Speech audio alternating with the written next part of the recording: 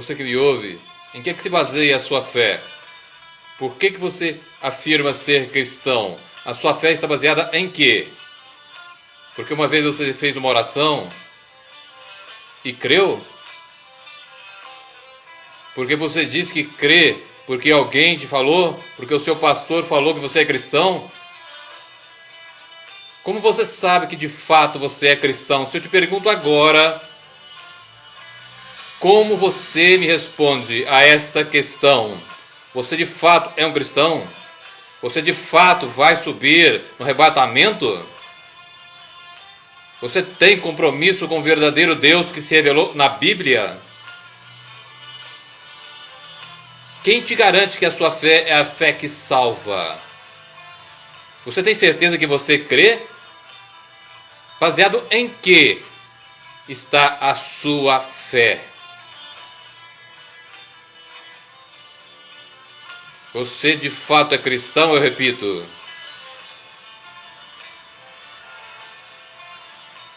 Você se compara a que ou a quem para dizer que a sua fé é a fé que salva? Você sim está crescendo em graça, em sabedoria, em arrependimento, em conhecimento? Deus pode confiar em você?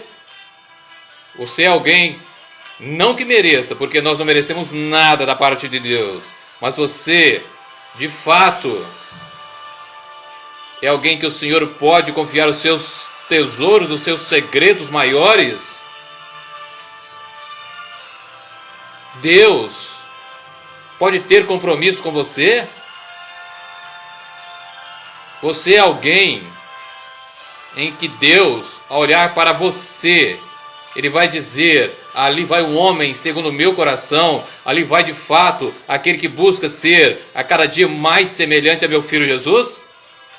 Pois sabe a você, se você não cresce em semelhança a Jesus Cristo, se você não busca ser a cada dia mais semelhante a Jesus Cristo, você não é cristão. Não importa o que o homem diga, não importa o que as denominações, esse cristianismo está a cada dia mais sem Deus. Eu vou repetir, esse cristianismo de hoje que está a cada dia que passa mais longe do verdadeiro cristianismo bíblico, que está a cada dia mais longe do verdadeiro Deus de Israel, do verdadeiro Jesus da Bíblia.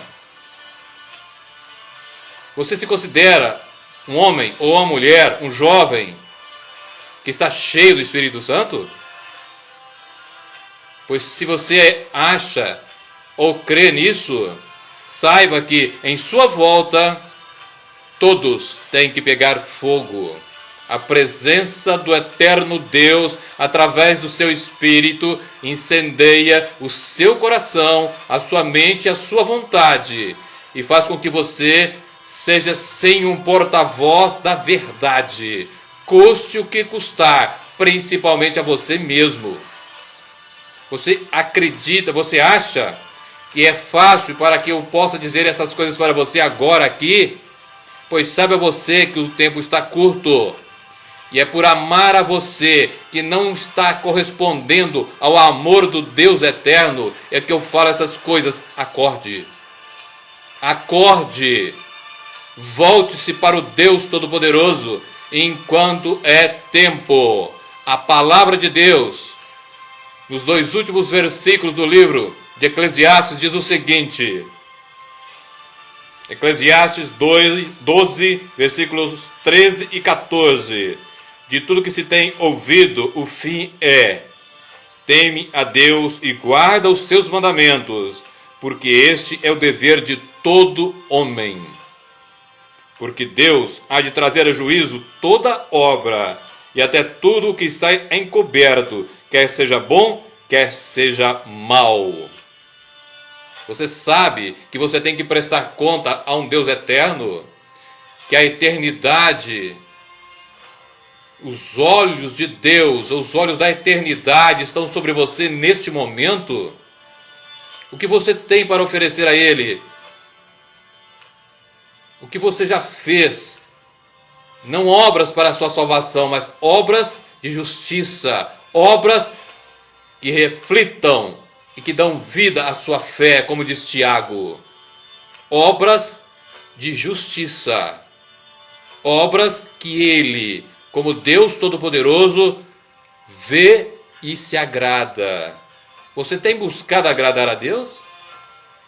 Não segundo o que alguém diz, mas segundo o que a palavra diz. Não segundo o que homens e mulheres dizem, mas tão somente segundo aquilo que o Senhor nosso Deus, em Jesus, mediante o Espírito Santo, ensinou e continua a ensinar. Você tem respondido à voz do Espírito que fala e insiste com você? Você tem deixado o Espírito de Deus, de fato, te convencer do pecado, do juízo e da justiça? Você vive em uma busca constante da face de Deus? E você que prega, você que é pastor, ou tem qualquer outro cargo eclesiástico, qual é a sua posição? Como é que você se coloca? Porque o Deus é um só. E nós, quer tenhamos cargos, títulos ou não, somos um só. E o Senhor, para a salvação, não faz acepção de pessoas, e você sabe disso. Veja o que Paulo, na carta aos Filipenses, diz. Capítulo 3, versículo 18. Porque muitos há, dos quais muitas vezes os disse, e agora também digo, chorando, que são inimigos da cruz de Cristo. Será que a sua pregação, será que aquilo que você ensina, que aquilo que você fala, é de fato aquilo que você deve ensinar conforme está na palavra de Deus? E eu te chamo a atenção para uma coisa.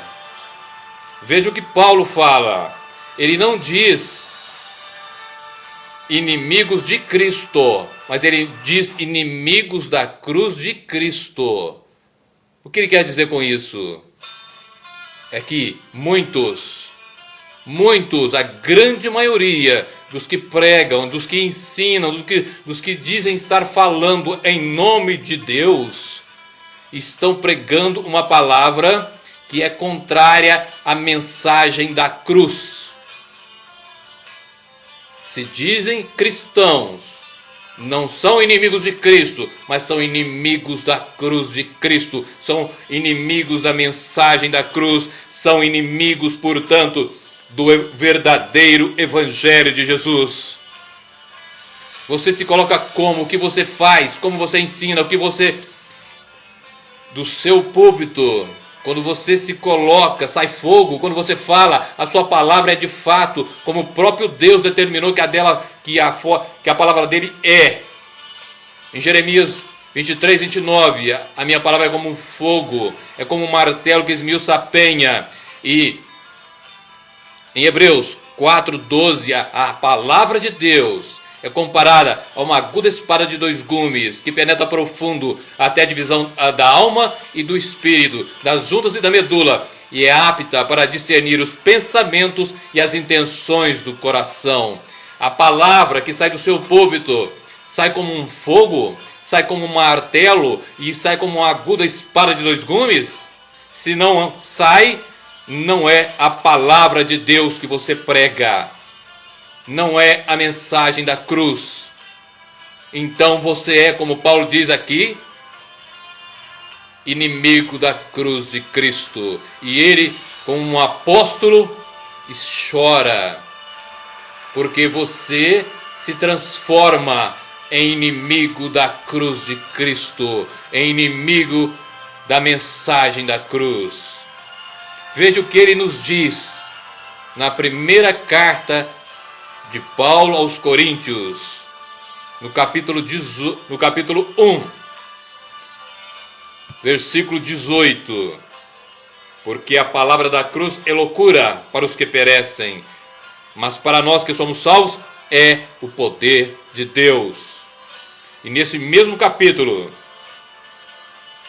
no versículo de número 22, ele diz: porque os judeus pedem sinal e os gregos buscam sabedoria, mas nós pregamos a Cristo crucificado, que é escândalo para os judeus e loucura para os gregos.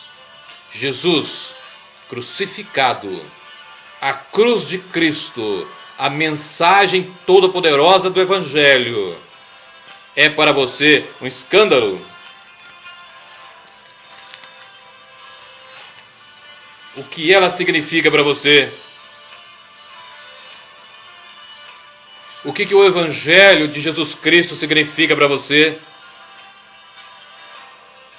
Romanos 1, versículo 16 diz o seguinte: porque não me envergonho do Evangelho de Cristo, pois é o poder de Deus para a salvação de todo aquele que crê, primeiro do judeu e também do grego. E no versículo 17, porque nele, no Evangelho do Senhor, se descobre a justiça de Deus de fé em fé. Como está escrito, o justo viverá da fé. E em Hebreus 10, 38, o Senhor nos dá um alerta maior, quando ele diz: o justo viverá da fé, mas se ele recuar, a minha alma não tem prazer nele. Você que prega a palavra, você que sobe no púlpito para ministrar, você está levando de fato a palavra de Deus para as ovelhas que ouvem?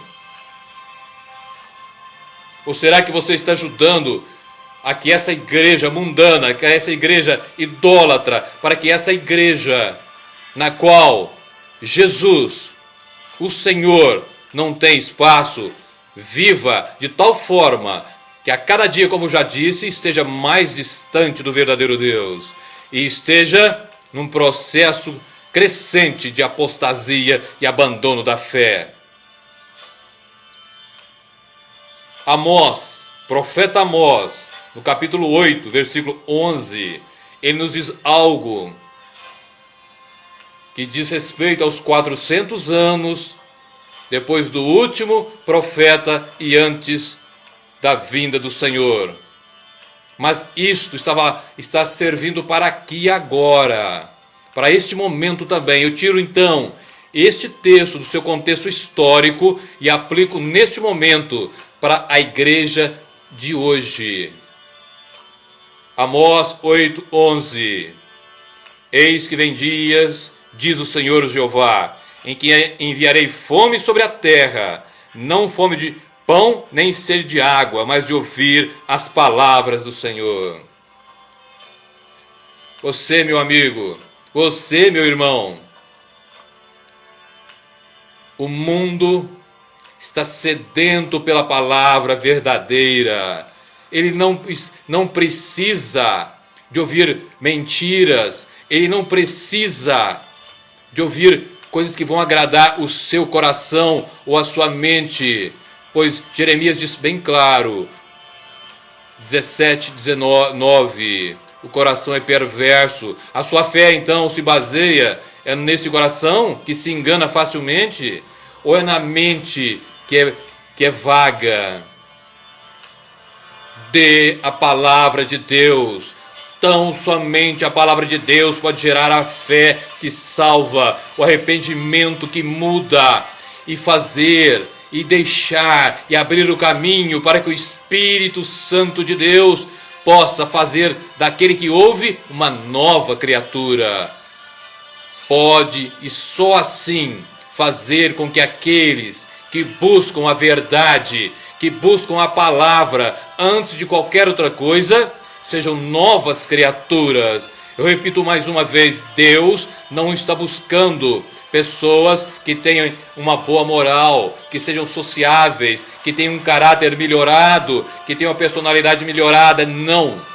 Ele quer fazer de todos que o buscam, aqueles que vão até Ele, se submetendo a Ele, quer fazer dele novas criaturas, porque para Cristo, assim como está em Gálatas 6,15, o que importa é ser nova criatura.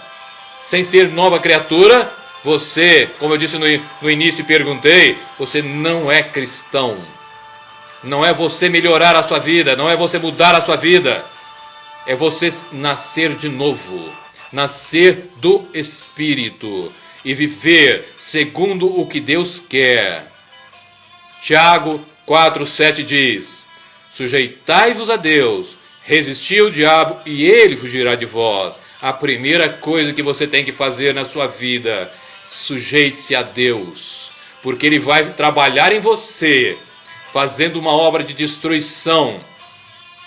O que é isso? É tirando todo o seu eu, tirando tudo aquilo que você crê que possa ser a realidade que não é. Tirando de você tudo aquilo que você crê para essa vida tão somente, para que você possa crescer em dependência somente dEle. Tão somente dEle. E então, depois que Ele fizer uma obra de limpeza na sua vida, em que a luz e o poder do Espírito de Deus passar sobre você, transformando você, você crescerá em graça, em sabedoria, em conhecimento. Então você será de fato conhecido pelo Deus Todo-Poderoso.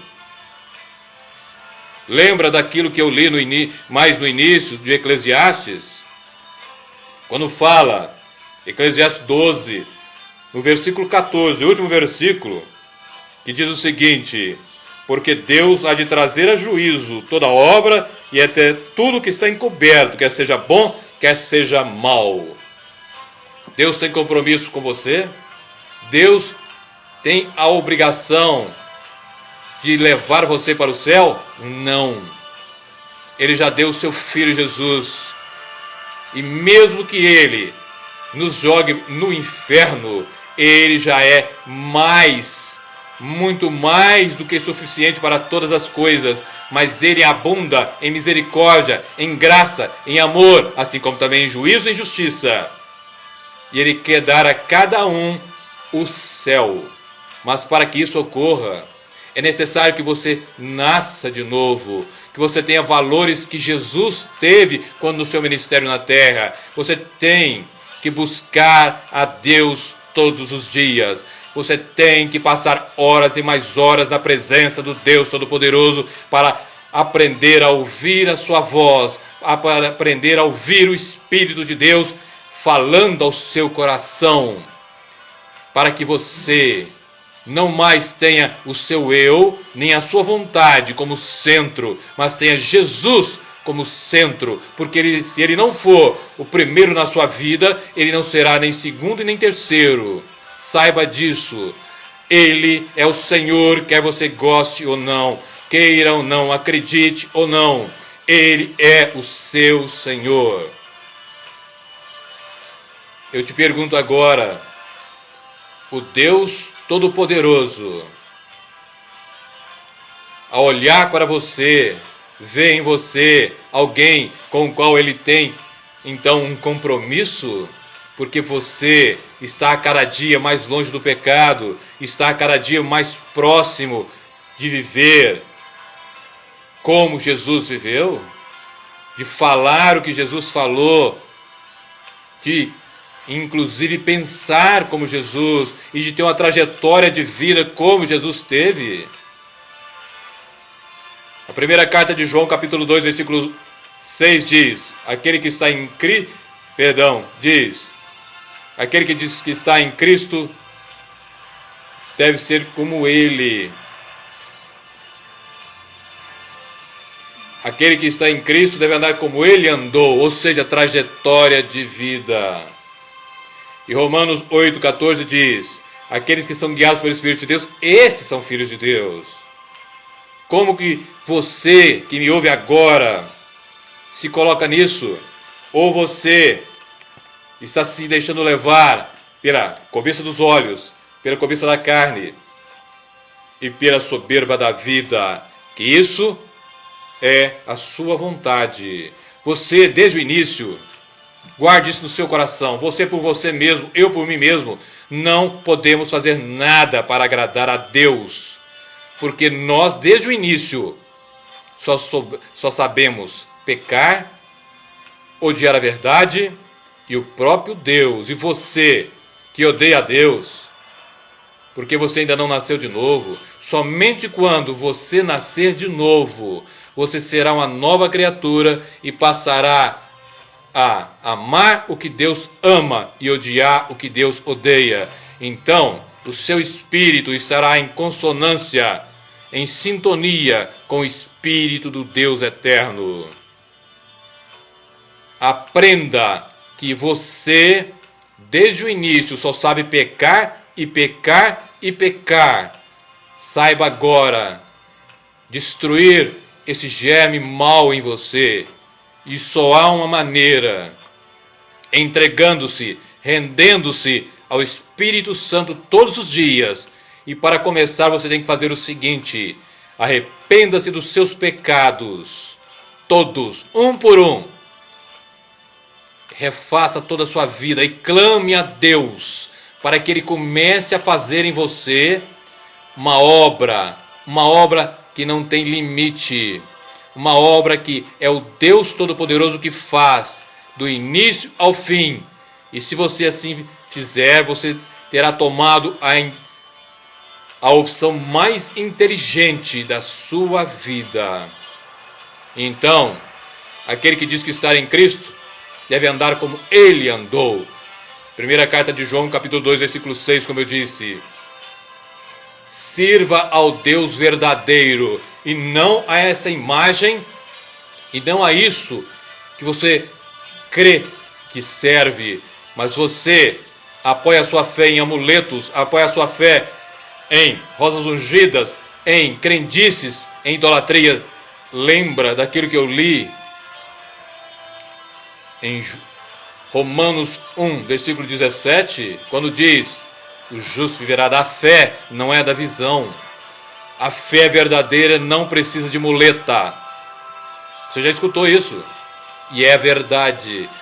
E lembre-se, o próprio Deus repreende a todos e exorta a todos, dizendo o seguinte: se o justo retroceder, a minha alma não tem prazer nele. E me responda agora: você crê que de fato você vai para o céu? Você crê que de fato você vai subir com a igreja? Pois saiba que o próprio Deus em Jesus, o nosso Senhor, já disse que são poucos os que encontram a porta estreita, e são poucos aqueles que caminham pelo caminho apertado. Por quê? Porque muitos dizem: Senhor, Senhor, falam, chamam Jesus de Senhor, mas a sua vida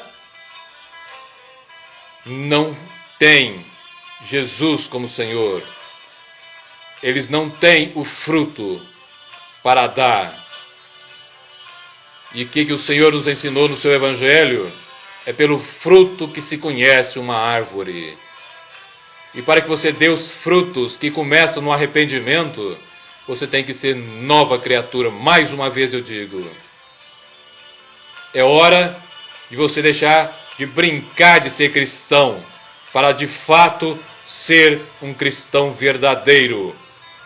Se comparando não com um homem ou com a mulher, um X ou com Y, não comparando homem com homem, mas você se comparando às Escrituras, e como está na segunda carta de Paulo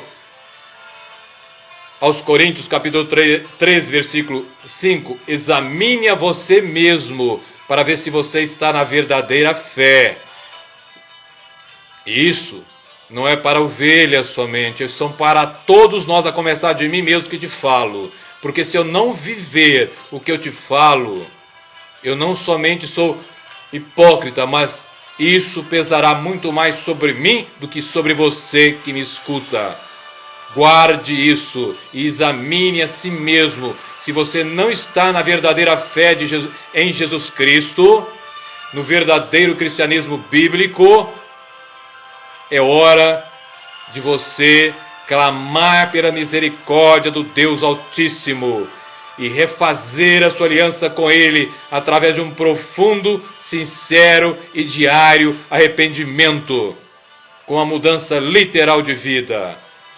Faça isso, porque o Deus Todo-Poderoso te quer, mas Ele não quebrará você, não obrigará você a tomar uma decisão, porque o Espírito de Deus está aqui para convencer o mundo do pecado, do juízo e da justiça. Mas os primeiros que precisam ser convencidos são aqueles que se dizem cristãos, mas na realidade não são.